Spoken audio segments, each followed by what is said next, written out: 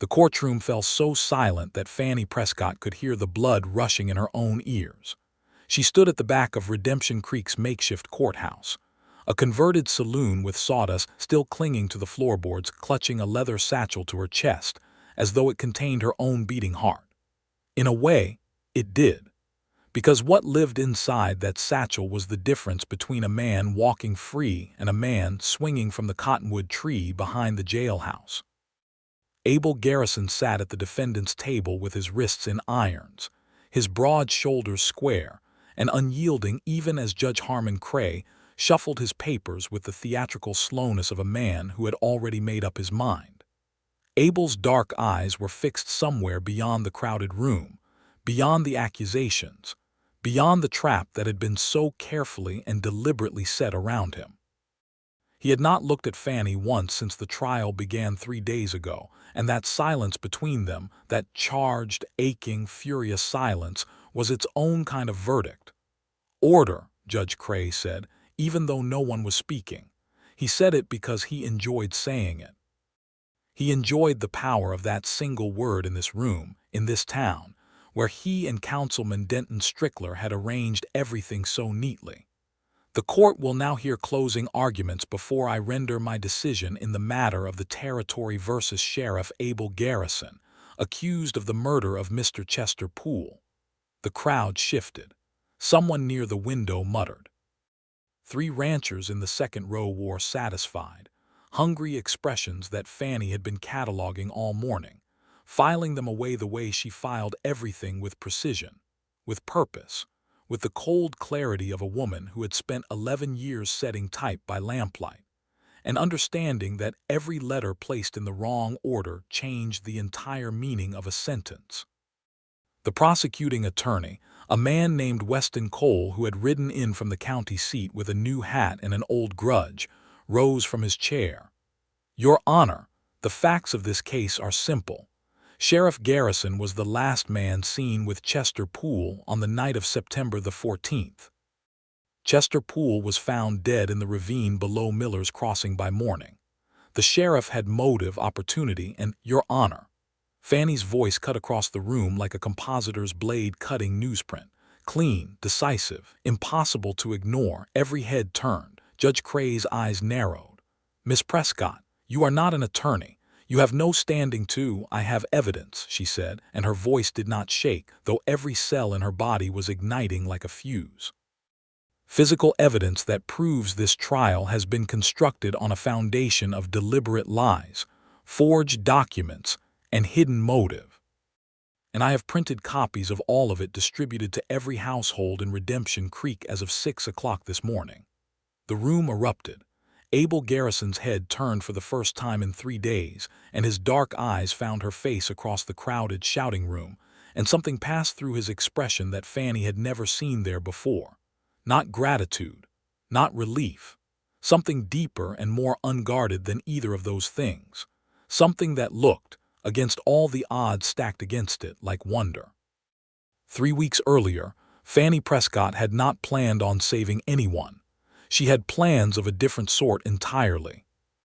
It was the 1st of September, 1882, and Redemption Creek, New Mexico Territory, sat baking under a sky the color of hammered copper, the kind of sky that made sensible people stay indoors and made stubborn people like Fannie work harder. She was in her print shop, a narrow building wedged between the dry goods store and the farrier's yard on Commerce Street, and she was in the middle of correcting the Thursday edition of the Redemption Creek Courier when the bell above the door jangled. She did not look up immediately. There was a transposed letter in the 3rd paragraph of the livestock column that had been irritating her for the better part of an hour, and she was not the kind of woman who abandoned a problem before it was solved.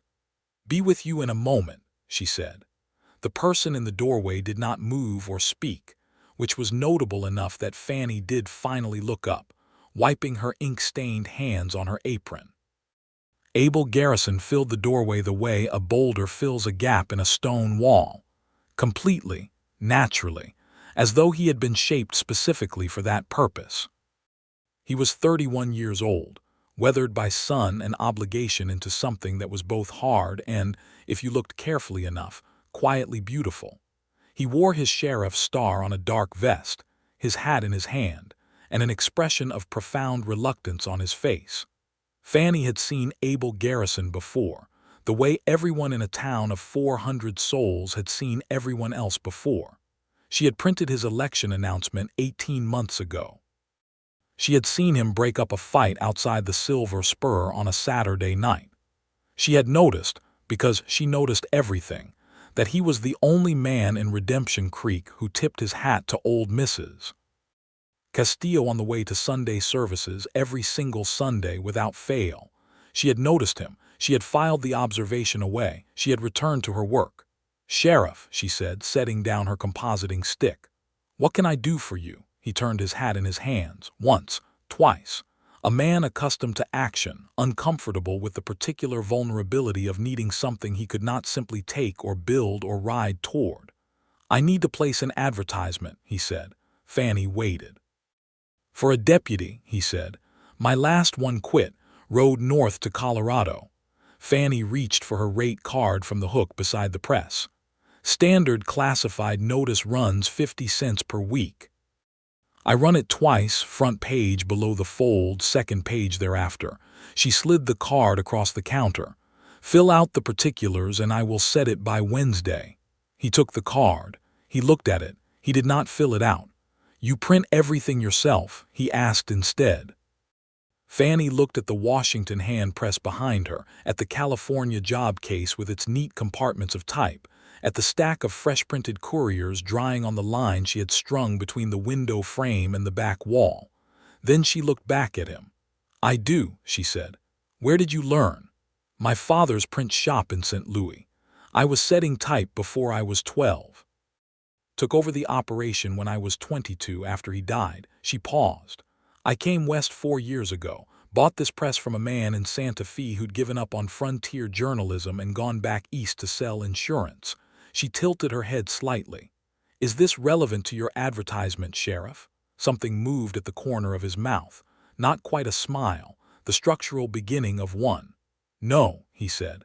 "I suppose it isn't." He took the card, filled out 4 lines in a hand that was surprisingly deliberate for a man of his size, and slid it back to her with 2 quarters on top of it. "I appreciate it, Miss Prescott." "Fannie," she said, without thinking, and then was mildly surprised at herself. He looked at her for a moment that lasted a fraction of a second longer than was strictly necessary. "Abel," he said, and put his hat back on and left. Fannie stood at the counter for 3 seconds afterward, which was 3 seconds longer than she generally stood still for any reason. Then she picked up the compositing stick and went back to the transposed letter. The problem with small towns, Fannie had discovered in 4 years of publishing the Courier, was not that nothing happened. Things happened constantly. The problem was that most of what happened was arranged in advance by people who did not want it reported accurately. Redemption Creek had a particular version of this problem in the form of Denton Strickler, a man who had arrived 2 years before Fannie with enough capital to buy the largest cattle operation in the county and enough ambition to want everything else besides. He sat on the town council. He financed the road improvements. He owned the deed to the building where the church met. He had offered twice to buy the Courier from Fannie. She had declined twice in print, which she suspected had elevated her to a specific category in his estimation that he reserved for obstacles rather than people.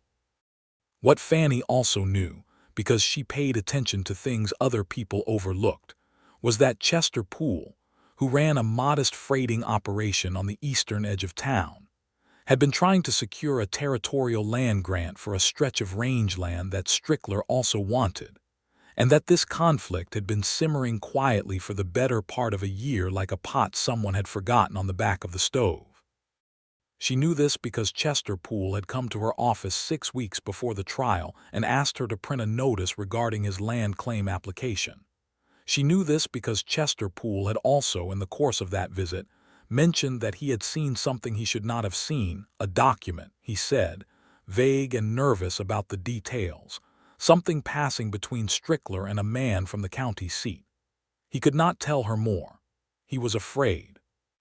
He wanted the land notice printed because he thought visibility might protect him, the way light keeps certain things from breeding in the dark. Fannie had printed the notice. She had also, quietly, begun paying closer attention. 3 days after the notice ran, Chester Poole was dead at the bottom of Miller's Ravine, and Abel Garrison was in irons.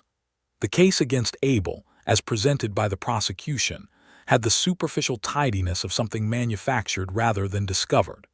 There was a witness, a man named Ray Dulles, who drank at the Silver Spur and owed Strickler money, who claimed to have seen the sheriff arguing violently with Chester Poole at Miller's Crossing on the night of the 14th. There was a piece of paper, allegedly a note from Abel to Chester demanding he drop the land claim, bearing what appeared to be Abel's signature. There was the geographical fact that Chester's body was found in the ravine below a crossing Abel patrolled regularly. It was the note that bothered Fannie most. She had seen Abel's handwriting on the advertisement card.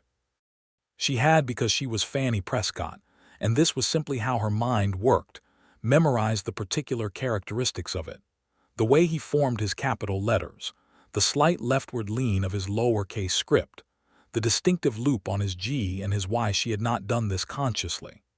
She had done it the way she did everything, as a function of a mind that processed visual information the way a press processed ink, receiving, organizing, reproducing.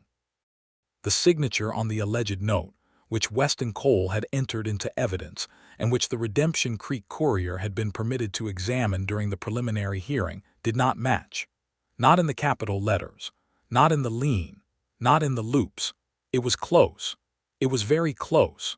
Close enough to fool someone who had seen Abel's writing once or twice, or someone who was not looking for the difference, or someone who had decided in advance what they intended to see. It was not close enough to fool Fannie Prescott.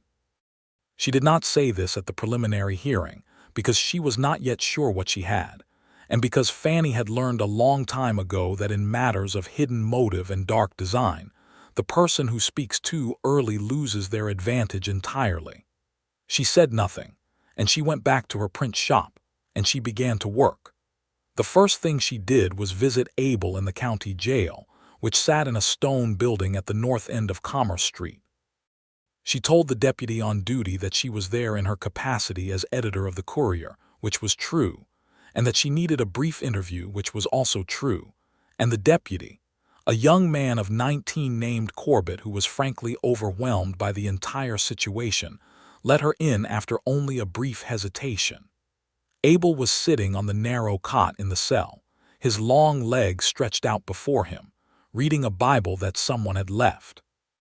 He looked up when she came in, and his expression was the complicated mixture of pride and weariness, and something cautiously guarded that she would come to understand much better over the following weeks. "Miss Prescott," he said. "Fannie," she said again, because if she was going to do what she was planning to do, she did not have time for formality. He studied her for a moment. "You're not here to write about the trial." "I am," she said, "but that's not the only reason I'm here." She sat down on the three-legged stool that was the cell's only other furniture and opened her notebook. "Tell me about the night of September the 14th. Everything, in order, starting from when you woke up that morning." He stared at her. "You believe me?" It was not a question. It was a statement of pure and genuine surprise, and it landed on Fannie with a particular weight, because she suddenly understood that no one else had asked him what had happened, not with the intent of actually listening. "I'm not certain of anything yet," she said, which was honest. "But the signature on that note is wrong, and you have the most consistent handwriting I have encountered in 4 years of running a newspaper, which means someone forged it, which means someone went to considerable effort to put you in this cell, which means there is something worth finding." Abel was quiet for a long moment. Then he said, "The 14th. I woke at 5. Checked on my horse, he'd been favoring his left foreleg. Ate at the boarding house. Patrolled Commerce Street from 7 to 10. Rode out to the Henderson's place northeast quarter because Mrs. Henderson had sent word about someone cutting her fence line." He paused. "Didn't find Chester Poole. Didn't go to Miller's Crossing. came back to town by 2 in the afternoon, was in the office until dark, then had supper at Alma's kitchen with my deputy Tomas Reyes, who has since, conveniently, left town. Fannie wrote everything down in her precise, economical shorthand. Who knew your regular patrol routes? Anyone who paid attention for a week. Who knew you had conflict with Chester Poole over anything? I didn't. His jaw tightened. Chester was a decent man, we had no quarrel. The only thing connecting us was that he'd come to me 2 weeks before, came in quietly, nervous as a cat, and told me he thought someone was falsifying documents related to a land grant he'd applied for. He didn't have proof. I told him to get proof and bring it back to me. Fannie's pencil stopped moving. She looked up from her notebook. He came to you. He did. Did you tell anyone else that he'd come to you? Abel's eyes sharpened. She watched the realization move across his face the way a weather front moves across open plain, visible, unstoppable, arriving with full force. Strickler was in my office that afternoon. He came in to complain about the fence gutting at the Henderson place, same situation I'd been called out about. He was there when Chester left. He stopped. He saw Chester leaving my office. Fannie closed her notebook. I am going to need access to the Territorial Land Records Office in Las Cruces, she said, and I am going to need you to write down everything you just told me, signed in your own hand, so I have a sample to work from. She slid a blank page through the bars. Right now, if you don't mind. He took the page. He looked at her with that expression she was beginning to identify, the look of a man encountering something outside the boundaries of his experience, recalibrating his understanding of what a person could be. He wrote what she asked, signed it, and handed it back. She held it up in the light from the barred window, comparing it mentally to the image of the forged note she had memorized during the preliminary hearing. The difference was stark to her. The genuine signature had a quality that the forged one lacked, a naturalness, an unconsidered rhythm that was impossible to sustain when you were trying to replicate someone else's hand rather than simply writing your own. Forgery was, at its core, a failure of authenticity. Fannie had spent 11 years distinguishing authentic impressions from corrupted ones. She could see the lie in this one as clearly as she could see a broken letter in a line of type. "I'll be back," she said, rising from the stool. "Fannie." His voice stopped her at the door, and the sound of her name in his voice, low, direct, stripped of anything performative, did something to the rhythm of her breathing that she noted and set aside for later consideration. "Why are you doing this?" She thought about several answers. She settled on the true one. "Because the truth belongs in print," she said, "and because someone is getting away with something in this town that I intend to stop." She left without looking back, which required more effort than she would have expected. The road to Las Cruces was 40 miles of caliche dust and midday heat, and Fannie made it in a day and a half, sleeping 3 hours in the shade of a rocky outcropping with her satchel for a pillow and her Winchester for company. She had been traveling alone in the territory for 4 years and had developed a practical relationship with solitude and physical discomfort. She was not a large woman. She was middling in height, with strong hands and quick eyes, and a way of moving through space that suggested she had calculated the most efficient path before taking it, but she was remarkably difficult to discourage. The Territorial Land Records Office in Las Cruces was staffed by a courteous clerk named Mr. Ephraim Bell, who was at first reluctant to allow a woman access to the bound registries and grant application files, and then less reluctant after Fannie explained, in precise and pleasant detail, that she was a credentialed member of the territorial press, and that the alternative to voluntary cooperation was a series of front-page articles about the accessibility of public records to the public they purportedly served. Mr. Bell found her a table. Fannie spent 11 hours in that room, going through land grant applications dating back 3 years, cross-referencing survey records, payment receipts, witness certifications, and filing dates with the methodical thoroughness of a woman who understood that evidence was not drama. Evidence was patience. Evidence was sitting with your back straight and your eyes moving and your mind holding 17 pieces of information in relationship to each other, until the pattern emerged the way a photographic image emerged in chemical solution, gradual and then suddenly, completely, undeniable.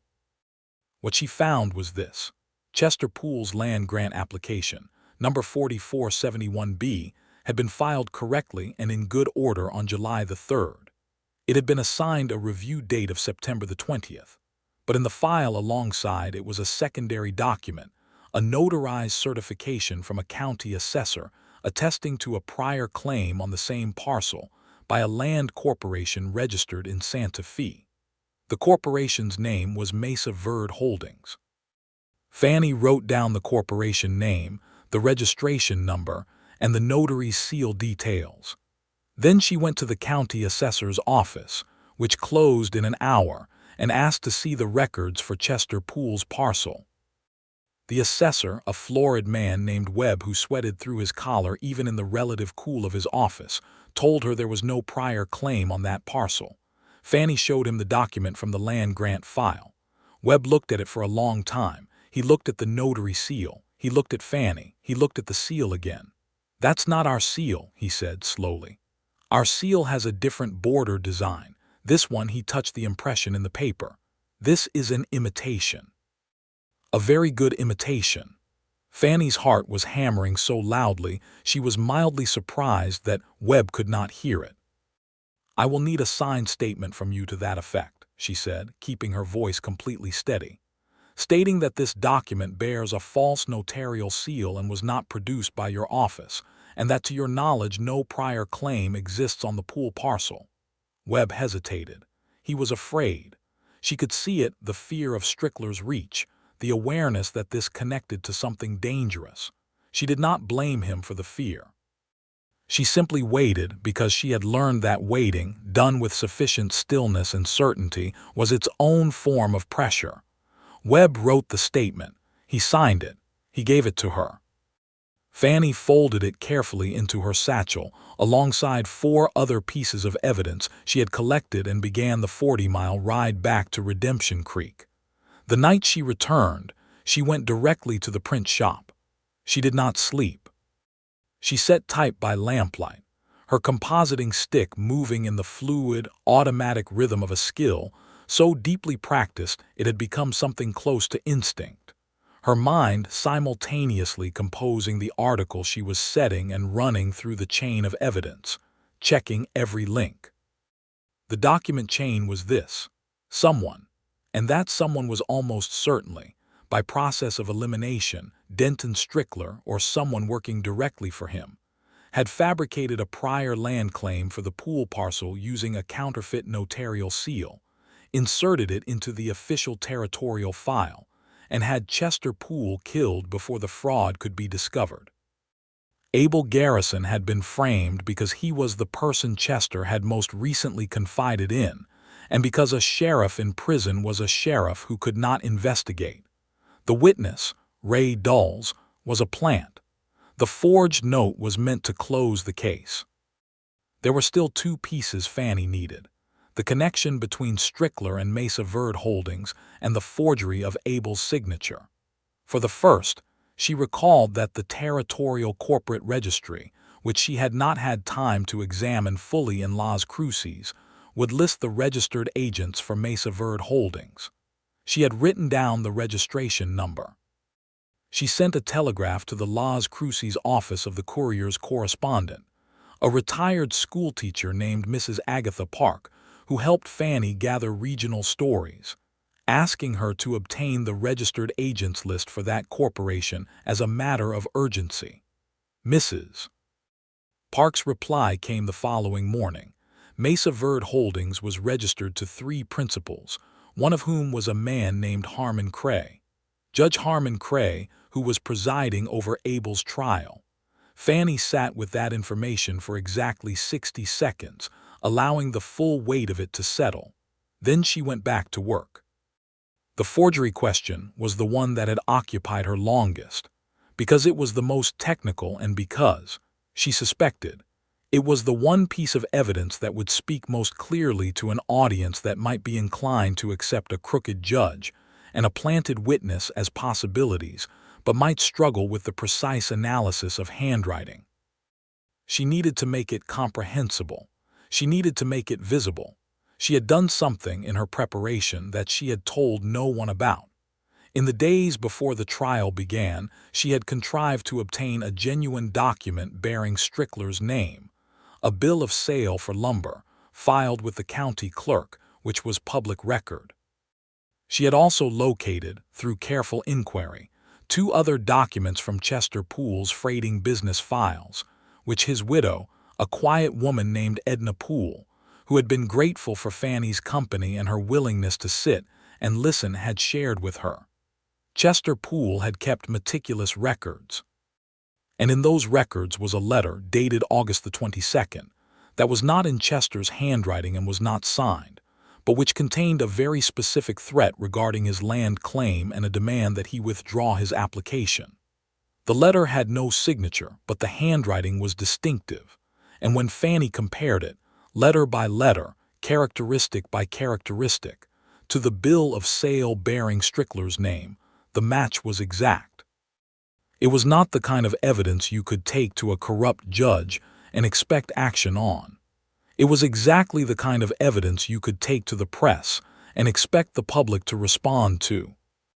This was what Fannie had always understood about newspapers that the people who tried to suppress them failed to grasp. A court could be bought, a witness could be coached, a judge could be corrupted, but a newspaper printed in sufficient copies and distributed broadly enough, could not be unread. Truth, once in circulation, lived beyond the ability of any individual to contain it. She ran the press all night.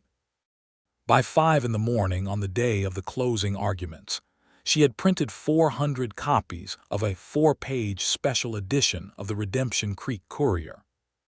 The front page carried the headline, "The Frame-Up of Sheriff Garrison, Complete Evidence of a Conspiracy to Pervert Justice in Redemption Creek," with her name in the byline. She had enlisted, for distribution, 3 people she trusted: Corbett, the young deputy who had been troubled by the case from the beginning; Edna Poole, whose grief had curdled into a fierce desire for the truth about her husband's death; and old Pedro Castillo, Mrs. Castillo's grandson, a 16-year-old boy who had delivered the Courier every Thursday for 2 years and could cover the town's 400 households in an hour and a half on his fast horse. By 6 in the morning, every household in Redemption Creek had a copy. By 7, Fannie was standing in the back of the saloon courthouse with her satchel full of original documents, watching Judge Harmon Cray's face go through several complicated transformations as he realized that the room was not the controlled environment he had prepared for. People were holding copies of the Courier. They were reading. They were talking. Weston Cole had been handed a copy by someone on his way in and was doing his best to look as though he had not read it, which meant he had absolutely read it. When Fannie said, "I have evidence," and the room erupted, she had perhaps 3 seconds to stand very still in the chaos and simply breathe before Judge Cray slammed his gavel down with the desperation of a man trying to keep control of something that had already gotten away from him. "Order! I said order in this court. Your Honor." It was not Fannie who spoke next, but a man near the front, Luther Graves, who owned the mill and who had served as a justice of the peace in a previous life, and who was holding his copy of the Courier with the focused attention of a man reading something that mattered. "The lady says she has evidence. I think this court is obligated to hear it." A murmur of agreement moved through the room. Weston Cole stood slowly. He was not stupid, whatever else he was not stupid, and Fannie could see him calculating the situation with rapidly adjusting arithmetic. He cleared his throat. "Your Honor, in the interest of thoroughness, perhaps it would be appropriate to—" "This court is not a newspaper opinion column," Judge Cray said, but his voice had acquired a brittleness that had not been there before. "Miss Prescott is not a party to this proceeding." "She's a citizen of this territory," said the man standing directly beside him, and it was the tall, broad rancher from the 3rd row, a man named Daniel Rourke, who had cattle money and a reputation for bluntness. And she's got documents in that bag that your name appears to be written all over, Harmon. So I'd suggest you let her speak." The silence that followed was the kind that only happens when a very large number of people in a small space simultaneously decide which way they are leaning. Judge Cray looked at the room. He looked at his gavel. He looked at the 400 people of Redemption Creek, or as many of them as could fit in a converted saloon, holding 400 printed copies of Fannie Prescott's work. He looked at the door. Weston Coles saw him look at the door and said, quietly but clearly, "I would advise against it, Your Honor." Harmon Cray sat back down. "Miss Prescott," he said, in a voice from which all warmth had been removed as completely as water from a drought-cracked lakebed, "you may present your evidence." Fannie walked to the front of the room. She set her satchel on the table that had been designated for the defense, snapped open the clasp, and began. She presented the forged land-grant document alongside Webb's signed statement. She presented the corporate registry showing Cray as a principal in Mesa Verde Holdings, which gave him direct financial interest in the outcome of the Poole land dispute. She presented Chester Poole's anonymous threatening letter alongside the Strickler bill of sale, and she explained clearly, patiently, with the specific and accessible detail of a woman who had spent 4 years writing for a frontier readership, exactly how handwriting analysis worked, what characteristics were fixed, what characteristics were individual, and how the two documents matched in 18 separate points of comparison. She presented her sample of Abel's genuine handwriting alongside the forged note. She identified 9 specific discrepancies: the capital A, the capital G, the lowercase y and g, the spacing between words, the pen pressure patterns, the baseline irregularity of someone trying to sustain an unfamiliar hand over a full sentence. "The note entered into evidence," she said, "was not written by Sheriff Garrison. It was written by someone who had seen his handwriting and attempted to replicate it, but who lacked the automatic, unconsidered quality of a person writing in their own natural hand. The signature was particularly compromised. No person signs their own name with conscious attention to each letter form. The signature on this note has that quality. It is the signature of someone thinking about how to form each letter. That is the signature of forgery, not of authenticity." She paused. The room was completely silent. "Finally," she said, "I have a sworn statement from the county assessor's office in Las Cruces attesting that no prior land claim exists on the Chester Poole parcel, that the notarial seal on the document inserted into the territorial grant file is a counterfeit, and that to the assessor's direct knowledge, that document was not produced by his office." She closed her satchel. Chester Poole was killed to prevent him from discovering the fraud in his land grant file before the territorial review date. Abel Garrison was framed because he was the person Chester came to with his suspicions, and because removing the sheriff removed the one person in Redemption Creek with both the authority and the integrity to investigate. The conspiracy involved, at minimum, Denton Strickler, who authored the threatening letter and fabricated the prior claim, Judge Harmon Cray, who has financial interest in this verdict and therefore cannot legally preside over this trial, and Ray Dulles, whose testimony was manufactured. She looked at the room. "Everything I have presented is documented, sourced, and printed. Every person in this town is holding a copy. The evidence is now in circulation." The room did not erupt this time. It exhaled a long, collective exhalation of comprehension, of the specific kind of relief and fury that comes when something that has been wrong is named clearly and publicly for the first time. Harmon Cray sat very still, which was itself a kind of admission. Luther Graves stood up. "I move that this proceeding be suspended pending review by the territorial court, that Sheriff Garrison be released from custody immediately, and that Denton Strickler and Harmon Cray be held for questioning by a proper authority." He paused.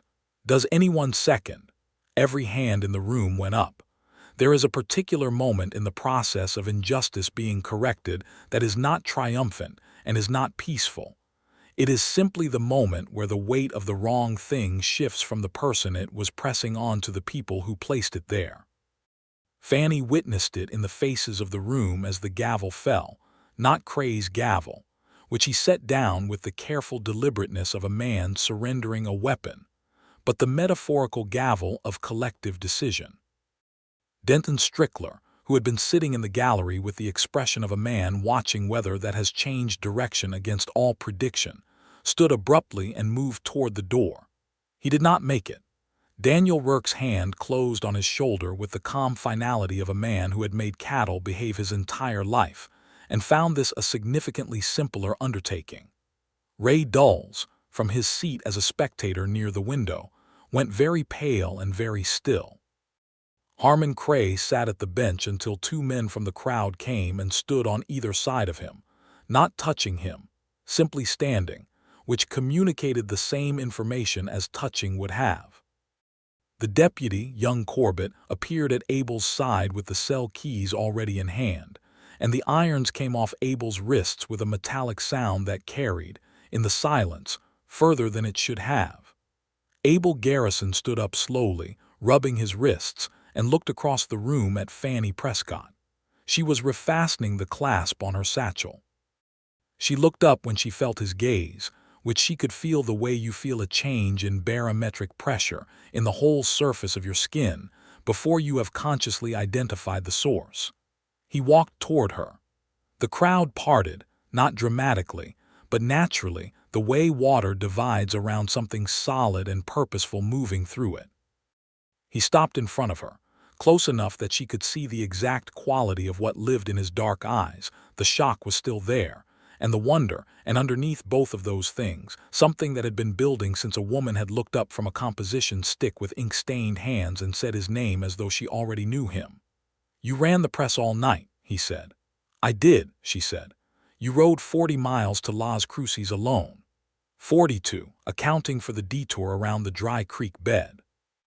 Something moved in his jaw, not quite humor but related to it. "You memorized my handwriting from a single advertisement card." "I memorize everything," she said. "It's an occupational characteristic." "Fannie." He said her name the way he had said it through the bars of the cell, low, direct, stripped of everything except the truth of the thing he meant to convey. "No one has ever," he stopped. He tried again. "No one in my life has ever." "I know," she said, and she did know, and the knowing of it, the comprehension of what it meant to do something for a person that they could not do for themselves, and to have them see you doing it was its own particular intimacy, more revealing than most things people allowed themselves. He reached out and took her hand, her ink-stained, capable, remarkable hand. He held it with the care of a man handling something that mattered enormously to him, and that he was acutely aware of having no right to and every intention of deserving. "Thank you," he said. "You're welcome," she said.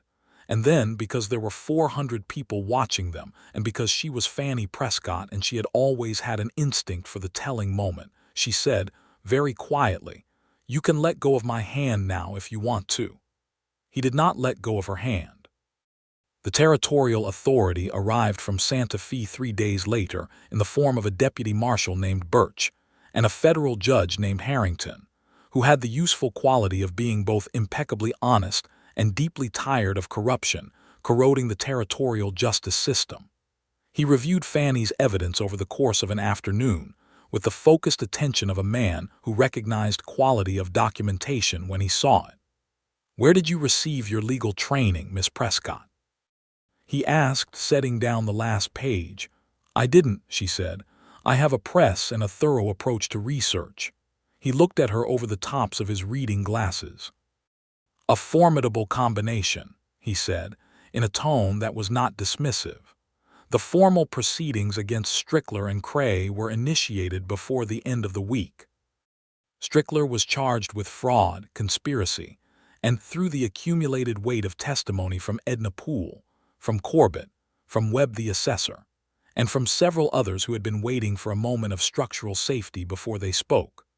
with complicity in Chester Poole's death, the direct perpetration of which was laid at the feet of a hired man named Tom Latterly, who had already left the territory but who the territorial marshals tracked to Arizona by November and returned in chains. Ray Dulles made a full confession in exchange for reduced charges.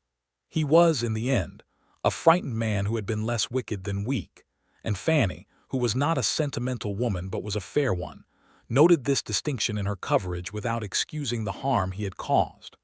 Harmon Cray was removed from the bench, disbarred, and tried for perversion of justice and fraud.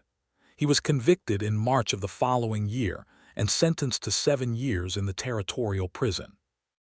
Abel Garrison was reinstated as sheriff of Redemption Creek by unanimous vote of the town council at a meeting held in the same converted saloon, which had been returned to its proper function, and smelled accordingly of sawdust and beer, and the particular warmth of a crowd gathered for a communal purpose. He hired a new deputy, a competent man of 28 named Marcus Webb, no relation to the assessor, who turned out to have a gift for de-escalation and an excellent memory for faces. And Fannie Prescott returned to her print shop and set the Thursday edition and ran the press and hung the papers to dry and lived her life, which was what she had always done, except that something had shifted in the architecture of that life in a way that she was still in the process of understanding. It was Abel who made the first move, and this surprised her. She had expected, if anything moved between them, that she would be the one who moved it.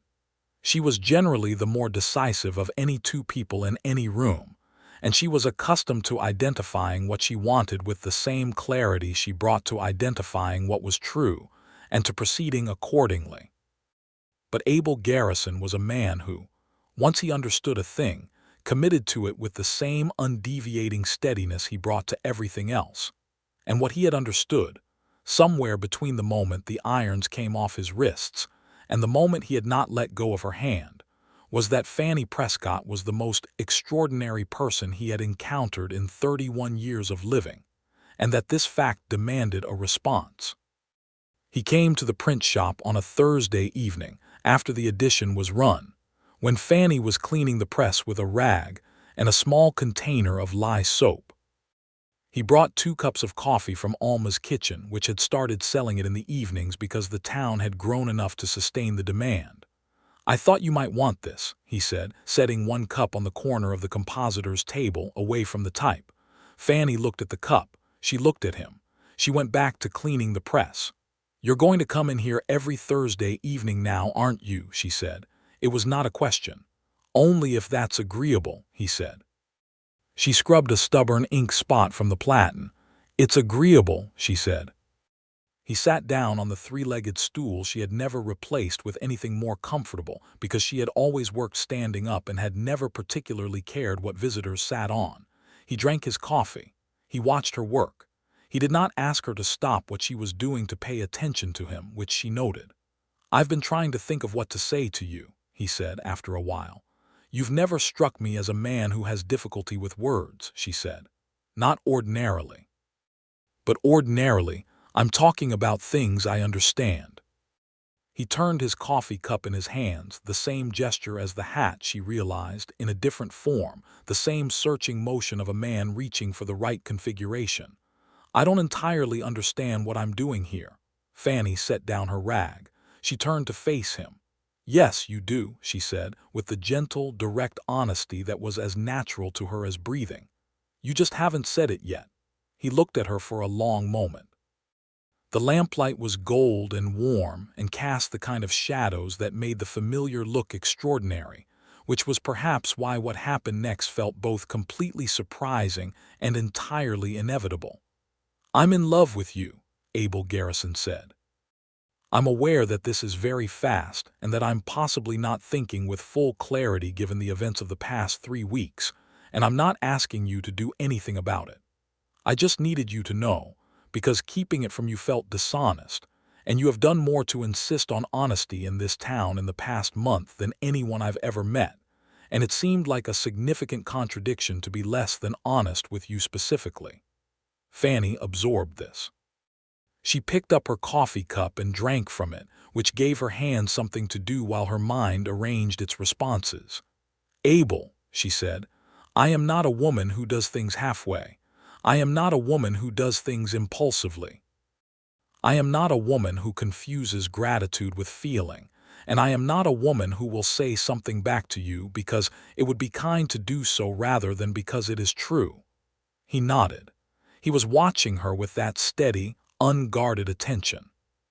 "With all of that said," she continued, "I think I have been paying more attention to you than is strictly professional since the day you walked into this shop and turned your hat in your hands and asked me about my printing press for no reason related to your advertisement."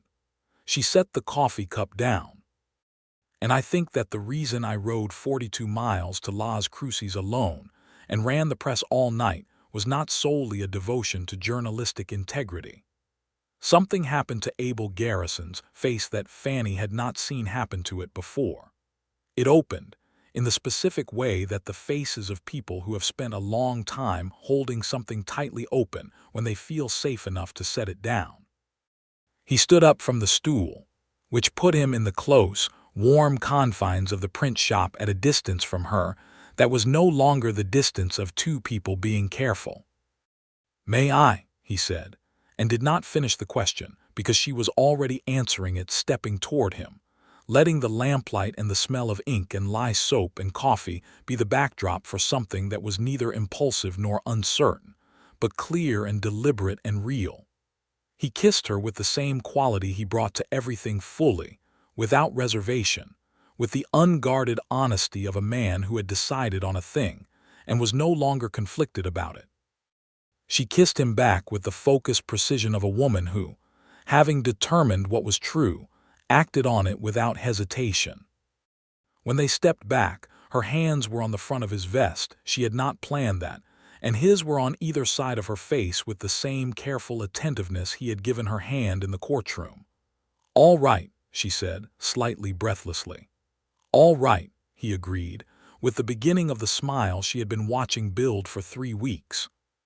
Outside, Redemption Creek went about its evening business, the Silver Spur warming up, Alma's kitchen clearing its last dinner plates, Pedro Castillo riding home past the print shop on his fast horse, and the lamplight burned in the narrow window on Commerce Street, steadily, past midnight. The autumn deepened toward winter, which in southern New Mexico territory meant not snow but a particular cool clarity, the sky going blue-black at the edges by late afternoon, the desert giving off the stored warmth of summer in long, slow exhales that smelled of sage and cooling rock. Fannie continued to run the Courier. Abel continued to run the county. They ate dinner together at Alma's kitchen 3 times a week, with the regularity of two people who had integrated a new constant into a functioning system and found the system improved by it. They argued because they were two decisive and intelligent people, and argument was the natural condition of such people in proximity. They argued about the coverage of the Strickler trial. Abel felt she was too aggressive in print. She felt he was too cautious about public reaction. They argued about whether the new road to the Eastern Range should go through the Hendersons' property or around it. They argued, memorably, about the proper calibration of the press's ink rollers, which Abel had made the mistake of attempting to adjust without asking, and which Fannie had corrected with a degree of specificity that had left him standing in the print shop with the expression of a man who has just been comprehensively educated in a subject he had underestimated. That incident had ended after a charged silence with both of them laughing, a real laugh, the kind that arrives without warning and is more intimate than most things people plan. "You know," he said, when the laughter had subsided and she was correctly resetting the roller with the deft, certain movements he had come to find inexplicably moving to watch, "most people would not enjoy being corrected. Most people are wrong about more things than they admit," she said. "I would rather be corrected than be wrong." She glanced at him sideways. "You should feel free to correct me when I'm wrong, by the way. I won't like it, but I'll respect it." "I'll keep that in mind," he said. "For the occasions when it happens." She gave him a look that contained, in equal measure, offense and affection. He had, in fact, corrected her once on the matter of the Henderson fence gutting, which had an origin she had incorrectly attributed in an early draft of her coverage. He had told her, plainly and without softening it, that her source had been wrong and that he had evidence she hadn't seen. She had looked at him for a long moment, asked to see the evidence, reviewed it, and corrected the draft without drama or extended deliberation. "You really do just do that," he said, watching her. "Do what? Change your mind when you're given sufficient reason to. Why wouldn't I?" She said, genuinely puzzled. He thought about the number of people he had encountered in 31 years who treated their existing positions as territory to be defended rather than conclusions to be tested. "Most people can't," he said. "Most people confuse certainty with truth," she said. "I prefer truth." She looked up at him. "Even when it costs something." He understood then, or began to understand, the understanding arriving in layers over many subsequent weeks. What it was about Fannie Prescott that went beyond her remarkable intelligence and her fierce independence and her extraordinary capability with the press, and with language and with evidence. It was that she had integrated all of those things into a wholeness, a way of being in the world that was completely consistent with itself, that did not fragment under pressure into contradictions or convenient exceptions. She was the same person in the print shop at midnight as she was in the courtroom under the eyes of 400 people. She was the same person in argument as in tenderness. He found this, in ways he could not entirely articulate but felt with great clarity, the most remarkable thing about her. He proposed to her on the 14th of November, which was not lost on either of them as a date, and which Fannie noted aloud with the precision of a woman who kept track of everything. "I'm aware of the date," he said. He was standing in the print shop, which had become, without either of them declaring it, the place where the most significant things between them tended to occur, as though the smell of ink and the solid presence of the press were witnesses they had both accepted without discussion. "It was the night Chester Poole was killed," she said. "It was. I chose it deliberately." He held her gaze. "Because I want it to mean something different going forward. I want something new to have happened on this date." Fannie was quiet for a moment. Then she said, "That is the most intentional thing anyone has ever said to me. Is that a yes?" She crossed the space between them and took his face in her ink-stained hands and kissed him with the full, decisive, unambiguous force of a woman who had made up her mind. "It's a yes," she said. They were married in the first week of January 1883 in the Redemption Creek Church, which had found its own building by then, Strickler's deed having been rendered void by his conviction, the congregation having collectively bought the property with money raised at a social that Fannie had organized and advertised in the Courier.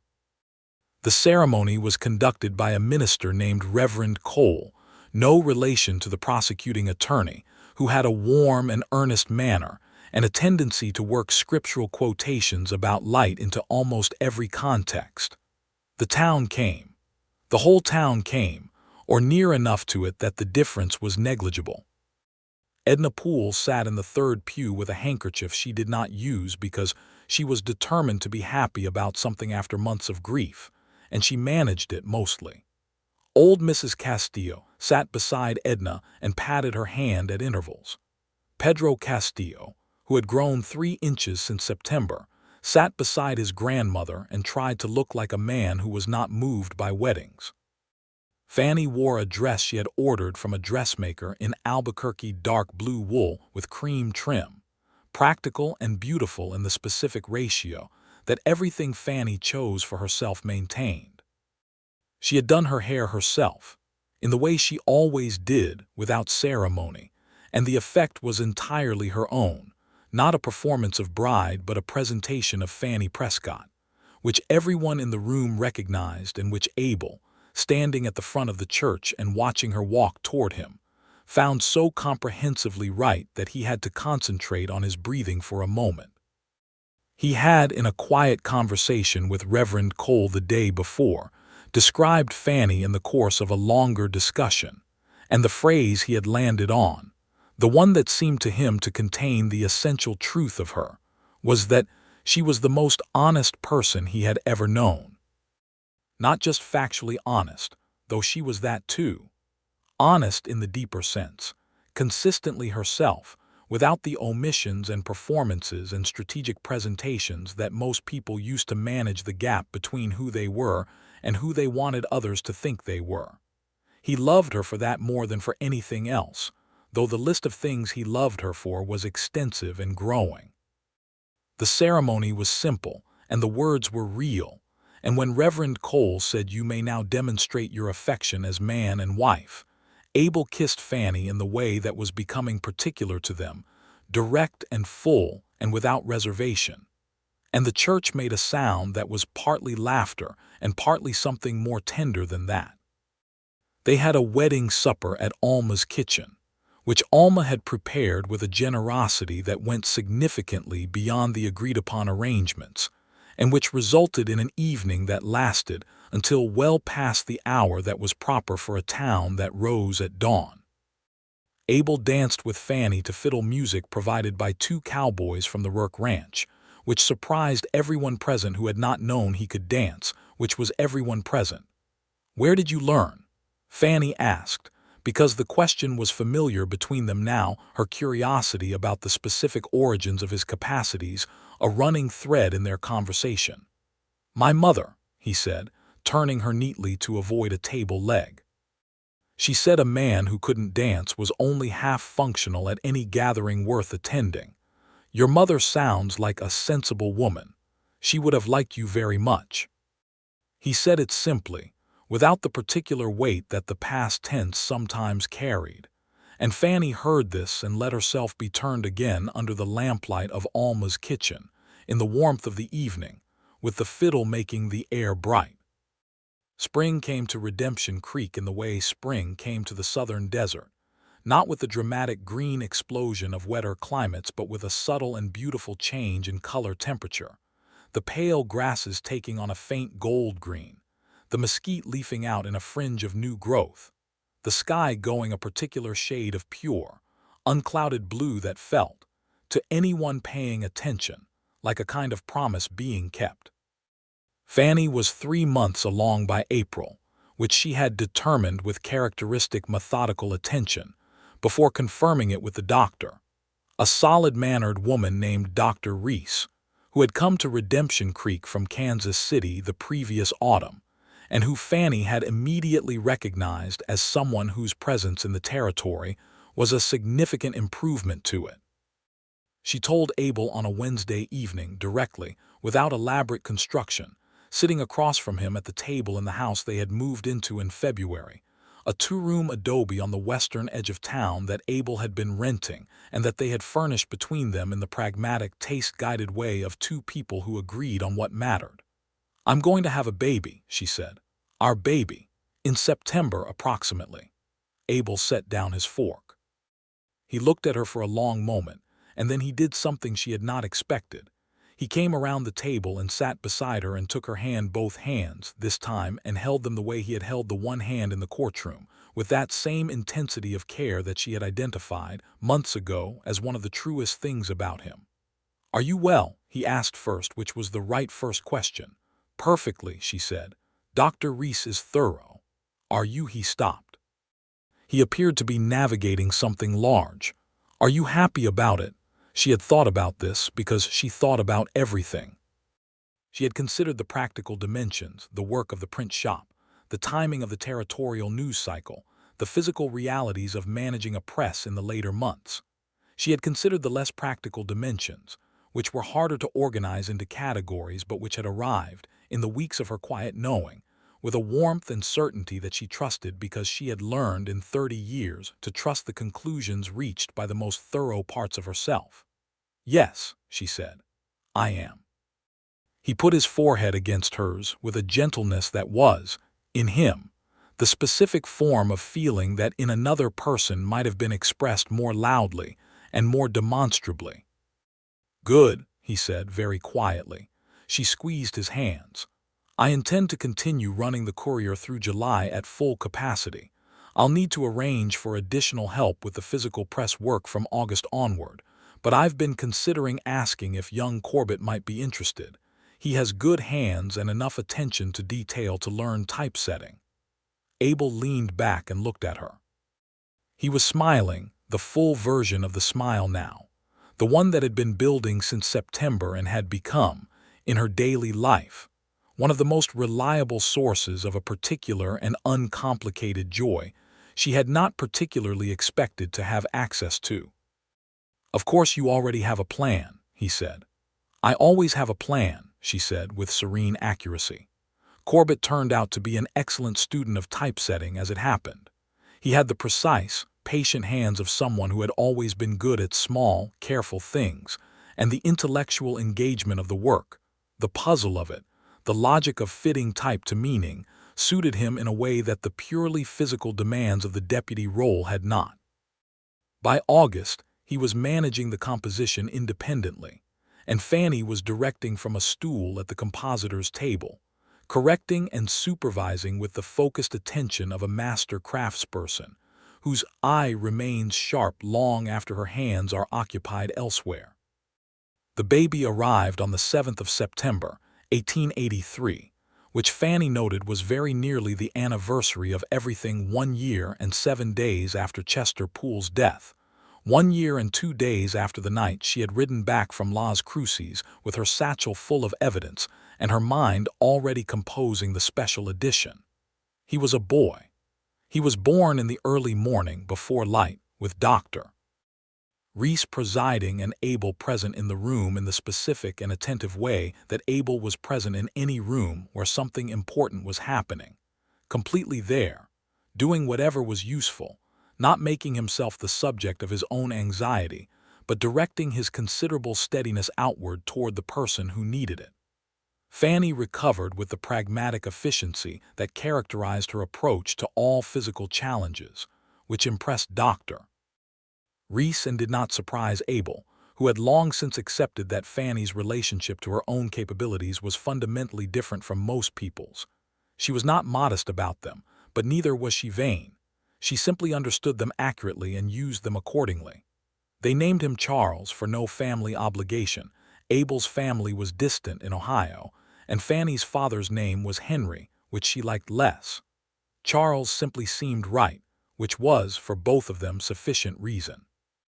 Charles Garrison was a baby of particular alertness, which the doctor said was ordinary and Abel suspected, was familial, and Fannie observed with the detached scientific interest of someone who found even the development of her own child intrinsically fascinating from a structural standpoint. He had Abel's dark coloring and Fannie's particular quality of attention, the tendency to fix on a thing and study it with complete focus before moving to the next thing, which manifested in early life as long periods of contented observation interrupted by decisive and communicative demands. "He is exactly what I expected," Fannie said one evening, nursing him in the lamplight of the adobe while Abel sat across the room reading a territorial report and looking up at intervals. "And what did you expect?" Abel asked, looking up. "Someone exactly like this," she said, which was circular but entirely sincere. Abel set down the report and looked at his wife and his son in the lamplight, and felt the specific weight of a life that contained more than he had constructed a prior expectation of containing. He had expected before September of 1882, before an ink-stained woman had looked up from a compositor's stick and said his name, a functional and useful life, an honest life, a life of the kind of quiet service that was, in frontier territories, both genuinely necessary and deeply unremarked upon. He had not expected this. He was grateful for the failure of his imagination. The courier grew. Fannie expanded it to 6 pages by 1884, adding territorial news coverage that she exchanged with correspondents in Santa Fe and Albuquerque, and El Paso through a systematic arrangement she had designed herself, based partly on journalistic models from St. Louis, and partly on her own assessment of what the frontier readership specifically needed: reliable information about land policy, water rights, railroad development, and the ongoing, complicated, inadequately addressed injustices facing the native communities throughout the territory, about which she wrote with the same precise documentation and moral clarity she brought to everything.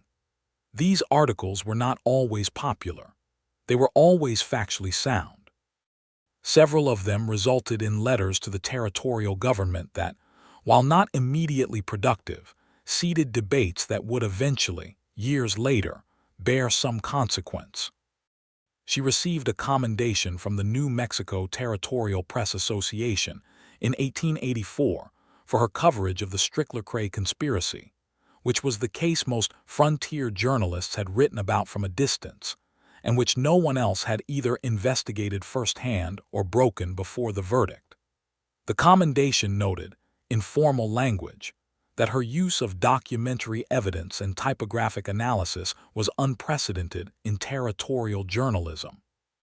She framed it and hung it in the print shop beside a galley proof of the special edition, not out of vanity, but because she believed that evidence of what was possible mattered, especially for the women who came into the shop, and some did, young women from the ranches and the boarding houses, who stood looking at the press with an expression she recognized from her own reflection, 12 years old in her father's St. Louis shop, understanding for the first time that a person could make language physical, could make truth permanent, could take the vast and overwhelming disorder of the world and organize it into something that could be read, considered, and acted upon.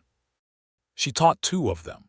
One was the daughter of a Mexican-American ranching family named Rosa Verla, 17 in 1884, with a fierce intelligence and a gift for Spanish-language writing that Fannie immediately recognized as a resource the courier could use and the community needed. The other was a quiet young woman from the boarding house named Clara Sims, 21, who turned out to have a natural talent for layout and design that exceeded Fannie's own in the specifically visual dimension, and which Fannie acknowledged without any more difficulty than she acknowledged any other true thing. Abel knew about both apprentices, had in fact suggested Rosa after the Verla family mentioned her restlessness and capability at a town meeting, and he watched his wife teach them with the same quality of admiring attention he brought to watching her set type or ride or argue a point across a dinner table. He understood by now that Fannie's investment in other women's capabilities was not separate from her love of the work or her love of him, but continuous with both, a function of her fundamental conviction that truth and capacity and the ability to put them into practice were not resources that diminished by being shared. "You are making yourself redundant," he said one evening, pleasantly, watching her explain kerning to Rosa with the patient specificity of a master giving technical instruction. "I'm building something that will outlast me," she said, without looking up from the type. "That's the only kind of building worth doing." He thought about this for several days. Then he applied it to his own situation, promoted Marcus Webb to senior deputy with a formal salary increase, trained him methodically in every aspect of the sheriff's responsibilities, and wrote to the territorial authorities recommending the expansion of the county marshal system in terms that, when he explained them to Fannie, she said were the most structurally sound argument for institutional investment she had heard outside of a good editorial. "Did you just compare me to a good editorial?" He said favorably, she said. "I'll take it," he said.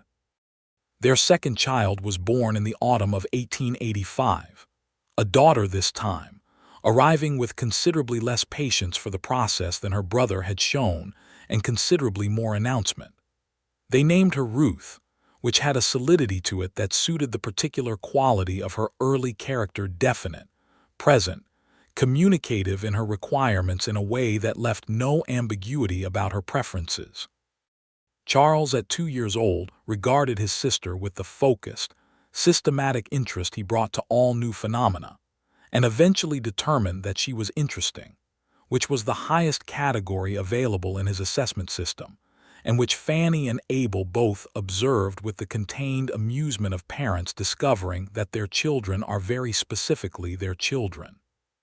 The house on the western edge of town was expanded by Abel in the spring of 1886, with the practical help of Daniel Rourke's ranch hands and the aesthetic guidance of Fannie, who had specific views about window placement and natural light that were based in her understanding of the print shop and the way good lighting affected the quality of careful work done in a space. The addition gave them a proper study, which became jointly occupied. Abel's territorial reports and county records on one side, Fannie's editorial files and correspondence, and a small subsidiary type case on the other.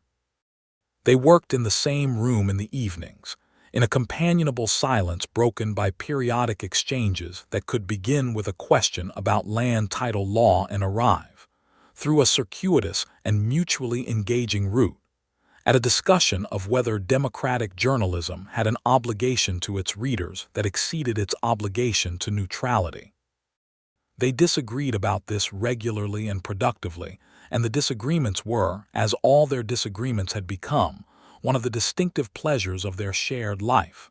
She was 34 in 1886. He was 35. They had been together for 4 years, married for 3. The country was changing around them. The railroad had arrived at a junction 40 miles south, which brought economic pressure and population movement and a different quality of news to write about, less purely frontier and more institutional, the wilderness becoming infrastructure, the territory pressing toward statehood. These changes were complicated. They wrote about them and argued about them and navigated them together, which was the mode they had established for everything from the beginning, and which showed no signs of being insufficient. In 1887, on the 5th anniversary of the special edition, Fannie did something she had not planned. She went to the print shop alone, very early in the morning before anyone else was in, and she set a single galley of type, the original headline, the frame-up of Sheriff Garrison. She inked it and pulled a single proof impression on a clean piece of paper, and she folded it carefully and put it in the drawer of her desk in the study at home, behind the other things she kept there. She did not tell Abel she had done this until several years later, when he found it while looking for a land survey, and held it up with an expression of inquiry. She explained. He looked at the proof for a long moment. "Why?" he asked. "Because it was the beginning," she said. "Because everything that matters to me came from that one night at the press, and I wanted to keep one true copy of it." He set the proof down and he came to her, and he held her the way he had learned to hold her, with full attention, with the certainty of a man who has arrived somewhere he intends to stay. "It was not the press that made it the beginning," he said, against her hair. "It was you." "The press and I are not separable," she said, but she held on to him. "I know," he said. "That's not a problem I have." Outside, Redemption Creek had the look of a town that had, against the odds of frontier violence and corruption, and the general tendency of isolation to breed its worst possibilities, become something that could properly be called a community, a place with a school and a doctor and a newspaper and a functioning law, with all the complications and imperfections those things carried, and with, underneath them, the structural fact of people who had decided to be accountable to each other.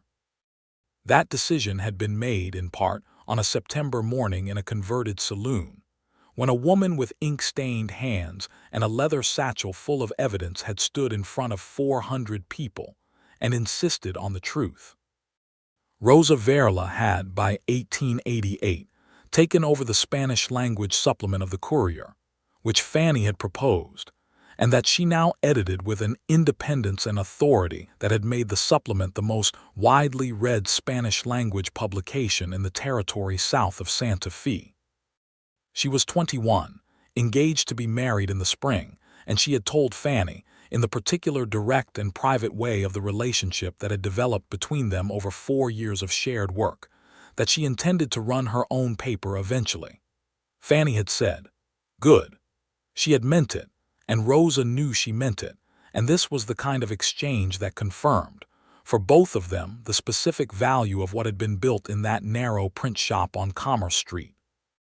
Clara Sims had left Redemption Creek in 1886 for Albuquerque, where she had used her savings from 3 years at the Courier to purchase a used press, a smaller Washington hand press, not unlike the one Fannie had bought in Santa Fe, and had started a weekly paper of her own.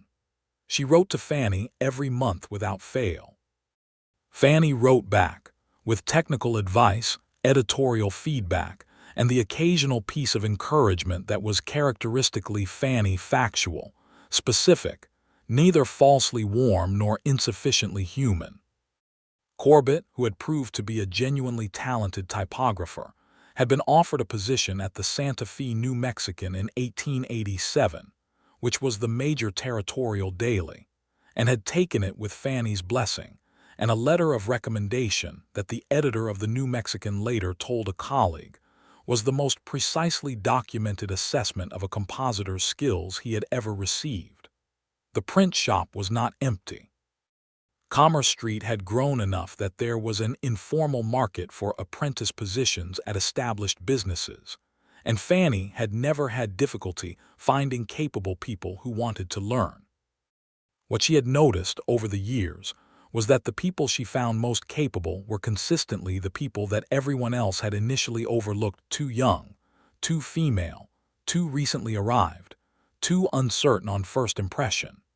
She had a gift for seeing past surface presentation to underlying capacity, which was, she had come to understand, simply the same skill she applied to text reading for what was actually there rather than for what she expected to find.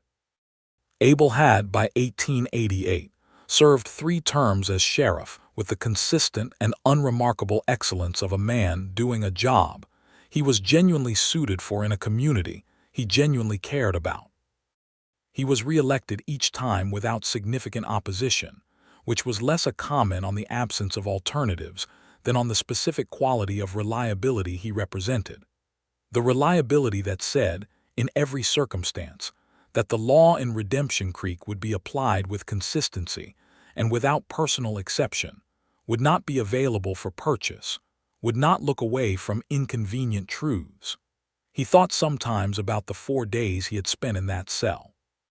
He thought about them as a craftsperson thinks about the worst mistake of their work, not with shame exactly, but with a particular attentiveness to what the experience had cost and what it had ultimately, in the unexpected arithmetic of difficult things, made possible. It had cost him 4 days of freedom and 3 days of believing that the truth might not be enough. It had given him Fannie Prescott, which was the most significant return on an involuntary investment that he could imagine. He told her this once, on a winter evening in the study, while Charles was asleep and Ruth was not yet, her small decisive voice audible through the wall. Fannie looked up from her copy. "Are you saying you're grateful for being framed for a murder you didn't commit?" "I'm saying that the things I value most came from it," he said. "There's a distinction." She held this distinction up and examined it with the critical attention she gave everything. "That's actually a fair distinction," she said. "You sound surprised." "I'm not surprised. I'm noting it accurately." She went back to her copy. "Go get Ruth." He went and got Ruth, who was standing in her cot with the particular imperious uprightness of a 17-month-old, who has decided that sleeping is for people with less interesting ideas. And he brought her to Fannie, and Fannie settled her without breaking the pencil rhythm of her editorial work. And the lamp burned low between them in the study full of orderly paper and the smell of ink and the sound of the winter wind outside the adobe walls. Charles Garrison at 5 was already interested in the print shop in the specific way of a child, whose mother had surrounded him from birth with the smell and sound and presence of the work, not performing interest for anyone's benefit but genuinely drawn to the mechanical logic of the press, the puzzle of the type, the transformation of arranged letters into meaning. Fannie had caught him, more than once, carefully placing letters from the lower case of the secondary type in configurations that were, she realized on examination, not random. He was arranging the letters of words he knew, sounding them out in the tactile logic of type rather than in the oral logic of speech. She had shown him on one of these occasions how the letters aligned in the compositing stick, how they were placed backward in the stick so that the impression came out correct on the page. He had studied this for a long moment with the silent, absolute focus she recognized in him always. "Like a mirror," he said. "Exactly like a mirror," she said. He looked at the stick. He looked at the type. He looked at the press. "And then it comes out true," he said. She felt something that she would not have described as sentimental. Fannie was not a sentimental woman, but which was, in its precise emotional character, the specific quality of pride and recognition that comes when a thing you love is seen clearly by someone you love even more. "Yes," she said, "and then it comes out true." By the close of the decade, Redemption Creek had grown from 400 souls to nearly 800, large enough to have a proper city hall, a schoolhouse with 2 rooms, 3 churches, and a growing dispute about whether the new well should be managed publicly or by a water company, which dispute Fannie covered with exhaustive and clarifying thoroughness in the Courier over a period of 6 months, producing the kind of journalism that informed the public decision toward collective management and away from the private option, in a process that several people later described as the most practically useful thing they had ever read in a newspaper. The town had changed in other ways too, not all of them smooth or simple. The arriving population brought new conflicts, land disputes, water conflicts, the persistent and inadequately addressed tensions around the native Mescalero Apache communities south and east of the county, whose displacement and mistreatment Fannie continued to document in the Courier, despite the lack of immediate legal recourse, building a documented record that she believed correctly, as it would eventually turn out, though the timeline was long, would eventually constitute evidence in a different kind of trial before a different kind of court. Abel worked these tensions from the law side with the same consistency he brought to everything, protecting what he was empowered to protect, refusing what he was asked to refuse unethically, building the personal relationships with Mescalero Apache community leaders that allowed for communication and occasional cooperation when both sides were willing. He was not naive about the limits of his position or the injustice of the structural situation. He and Fannie argued about what was possible versus what was necessary, and these arguments were the most charged of their life together, because they were the ones where neither of them was entirely right, and neither was entirely wrong, and the world between the positions was too complex to resolve by the simple application of either of their considerable intelligences. These arguments did not damage them. They were, in fact, the evidence of a particular kind of health, the health of a relationship between 2 people who were both committed enough to the truth to risk conflict about it, who were secure enough in the underlying thing between them to let the arguments be real. Fannie said this to Abel once in the aftermath of one such argument when they had reached the not entirely satisfying but honest resting place of a disagreement that could not be fully resolved. "We argue about the right things," she said. "Is that a comfort?" he asked, not bitterly. He genuinely wanted to know. "It is," she said. "It means we're both still paying attention." He put his arm around her. They sat on the front step of the adobe in the cooling evening, watching the desert darken toward purple, and they were quiet together, which was its own form of conversation between people who know each other very well. In the spring of 1890, Fannie received a letter from the St. Louis Post-Dispatch, her father's old city, the city she had left at 26 with a second-hand press, and a clear-eyed assessment of what the frontier could offer a woman of her particular ambitions. The letter came from the editor, a man named Josephs, who had read her coverage of the Strickler-Cray case in the territorial press summary that circulated among major daily editors, and who had subsequently read 4 years of her Courier with focused professional interest. He wanted to know if she would consider a position as territorial correspondent for the Post-Dispatch, which would come with a salary supplement and syndication of selected pieces to the paper's national readership. He was specific about the terms. He was also specific, and she appreciated the specificity, about the fact that this was an offer made to Fannie Prescott the journalist, not as a novelty or a curiosity, but because her work was, in his professional assessment, of the highest quality he encountered in territorial journalism. She read the letter 3 times. Then she went to find Abel, who was in the back garden of the house. They had a proper garden now, thanks to Abel's patient irrigation work over 2 summers staking the early tomatoes. She gave him the letter. He read it once. He looked up. "What do you want to do?" he asked. First question, right question every time. "I want to accept it," she said. "Then accept it." "It means more work," she said. "The national pieces will require Fannie." He handed the letter back to her. "You do not need to justify wanting the thing you've earned. Accept it." She looked at him in the afternoon light. This man who had walked into her print shop with his hat in his hands 4 years before, and said, "What can you do for you?" and had never, in all the subsequent years, been anything other than exactly what he appeared to be: steady, honest, strong in the specific way that knew the difference between strength as domination and strength as reliability. "I love you," she said, which she said regularly and without ceremony, in the direct, practiced way of a woman who had determined early in their marriage that the important true things deserved regular articulation and not just assumption. "I love you," he said, in the same way, full, direct, without the hedging or qualification that some people used as protection against exposure. He had no use for that kind of protection with her. He had not had it from the beginning. She wrote to Joseph's that afternoon and accepted.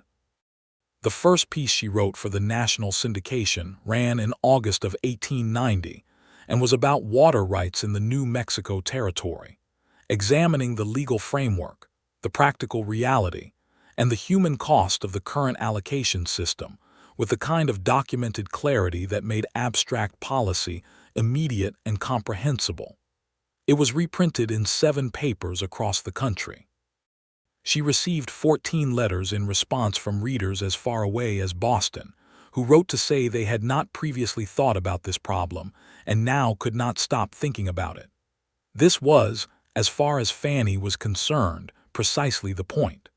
Ruth Garrison, at 4 years old, was already reading, which Dr. Reese said was exceptional and Abel said was inevitable, and Fannie said was simply a function of the environment. A child surrounded by print from birth will understand early that print is language, that language carries meaning, that meaning can be decoded. She was not wrong, though she was also, in this case, modestly undervaluing the specific quality of Ruth's mind, which was fierce and quick and structurally different from Charles's systematic thoroughness, more intuitive, more immediate, with a leaping quality to her associations that sometimes arrived at conclusions before the reasoning was visible, and turned out, on examination, to be correct. "She thinks the way type moves," Fannie said once, watching Ruth connect 2 ideas in a single associative bound that skipped the intermediate steps. "What does that mean?" Abel asked. "When the type lock fails and the letters slide," Fannie said. "Sometimes they land in a configuration that makes better sense than what you set deliberately." She watched Ruth with the focused, delighted attention of a scientist observing something beautiful. "It's not a flaw, it's a different kind of order." Abel looked at his daughter, and then at his wife, and felt, as he often felt in these moments, that the particular life they had built together specific, improbable, grounded in the most specific version of truth that 2 people could maintain about themselves, and each other, was not something he could have imagined 4 years ago in any detail, but that he recognized completely now as the exact life he would choose, given choice, every time, without revision. Charles started school in the fall of 1890 and distinguished himself immediately by the quality of his written work, which his teacher brought to Fannie's attention with the combination of admiration and mild helplessness that characterized adults encountering a child who is operating slightly outside the normal parameters. Abel went to the school meeting about it and came back with the report that their son had submitted, at age 7, a written analysis of the water rights situation that bore a not inconsiderable structural resemblance to his mother's recent Post-Dispatch piece. "He reads the Courier," Fannie said. "He reads everything you write," Abel said. "He should be reading things that are appropriate for his age." "He is," Abel said, with the gentle precision of a man making a point without pressing it. "He's reading the things that are appropriate for his particular mind at his particular age. Those happen to be the things his mother writes." Fannie absorbed this. Then she went to find Charles and had a conversation with him about source material and original analysis that was, by any objective measure, a more sophisticated editorial discussion than she had with many of her adult correspondents, conducted in the kitchen over cornbread with a 7-year-old who had ink on his fingers from borrowing the print shop's spare compositing stick to practice with. The evening of that conversation, after both children were in bed, Fannie sat with Abel in the study and they were quiet together for a long time. Then she said, "I think our children are going to be remarkable." "I think you're probably right," he said. "They have advantages." "The press," she said, half smiling. "You," he said. She picked up her editorial copy. "And you," she said without looking up. "Don't minimize your contribution to the remarkable children's situation. You are the stable, consistent, ethical infrastructure that everything else is built on. I am the press. You are the building." He considered this for a moment. "I'm the building." "Every press needs a building," she said. "Otherwise it's just a machine in the open air getting rained on." He laughed, the real laugh, the one that had arrived without warning on the day of the ink roller argument and had become one of the recurring gifts of their life together. "That is the most romantically put thing anyone has ever said to me." "I'm a journalist," she said. "We have our own kind of romance." She was 38 when they celebrated the 10th anniversary of the special edition of the day everything had changed. They marked it quietly dinner at Alma's kitchen, which was still there, still warm, still run by Alma herself, who at 60 was the single most reliable culinary institution in the county. Abel brought Fannie wildflowers from the western edge of their property, which he had noticed she liked, having noted her stopping once while walking to admire a cluster of desert marigold, with the focused appreciation of a woman who spends most of her time indoors. She put them in a glass of water on the compositor's table in the print shop, where she could see them while she worked. After dinner, they walked home through Redemption Creek under the early September stars, which were remarkable in New Mexico, numerous and clear, and so present in the sky that the sky seemed less like space and more like a conversation happening overhead in a language that required patience to understand. 10 years, Abel said. 10 years, Fannie agreed. "If you had known on the morning you decided to go to Las Cruces, I would have gone anyway," she said without hesitation. "I would have gone for the evidence regardless of what came after." "I know," he said. "That's what I love about you, that the right thing and the true thing are the same thing for you. You don't need the second reason." She took his hand, which she did without ceremony now, the way you reach for something that belongs in your hand. "The second reason was very welcome, though," she said. He pressed her hand. "Good," he said, "because the second reason has no intention of going anywhere." The stars continued their overhead conversation. The desert breathed its slow, fragrant exhalation. Redemption Creek settled into its autumn quiet, the kind that comes after the heat has passed and before the cold arrives, a temporal clearing, a moment between one thing and another, full of the particular quality of a place that has endured and found, on the other side of endurance, something worth staying for. And Fannie Prescott, who had come west alone with a press and a clear-eyed assessment of what was possible, walked home through it beside the man she loved, carrying 10 years of evidence of what the truth could make when it was given sufficient care, sufficient courage, and sufficient space to circulate. The print shop would be open tomorrow. The press would be inked. The type would be set. The courier would run. And Redemption Creek would read, as it had read every Thursday for 10 years, the particular truth that one woman had decided was worth printing, and that had turned out to be, as truth so often does when it is given the chance, worth everything. They reached their front door. The light was on inside. They had left the lamp low in the kitchen, and it cast its amber rectangle out across the garden and the staked tomatoes and the desert night. Abel opened the door and held it for her, the way he always did, and she went in, the way she always did, and the door closed behind them both. Inside, Charles was asleep with a book open on his chest, and Ruth was asleep with her fist curled under her chin, and the house was warm and full and entirely itself. The house of two people who had found each other in the specific and unlikely way of people, for whom the truth turned out to be the most direct path to everything that mattered. Fannie put the kettle on. Abel sat at the kitchen table and watched her. The lamp burned. The stars continued outside. And in the morning, as in all the mornings before it and all the mornings after, Fannie Prescott would walk to the print shop on Commerce Street, open the door, feel the cool weight of the California job case under her hands, and begin again the particular work of making truth visible. One letter, one word, one carefully composed line at a time. It was enough. It was more than enough. It was exactly, precisely, completely everything.